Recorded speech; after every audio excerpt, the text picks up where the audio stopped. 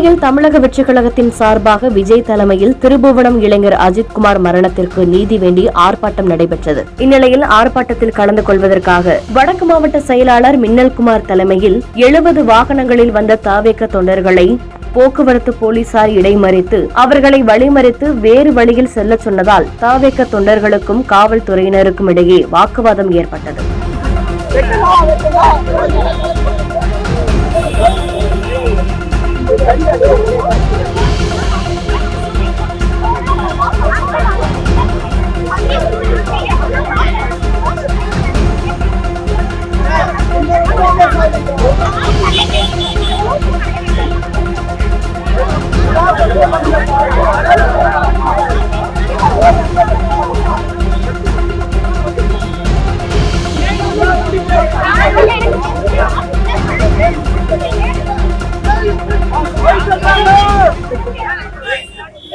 செய்திகளை உடனுக்குடன் தெரிந்து கொள்ள கீழ்கண்ட கேபிள் மற்றும் டிடிஎச் நெட்வொர்க்குகளில் எம்நாடு செய்தி தொலைக்காட்சியை காணுங்கள்.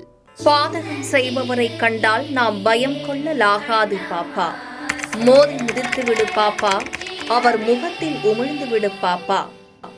அண்மை செய்திகளை உடனுக்குடன் தெரிந்து கொள்ள இணைந்திருங்கள் எம்நாடு தொலைக்காட்சியுடன்.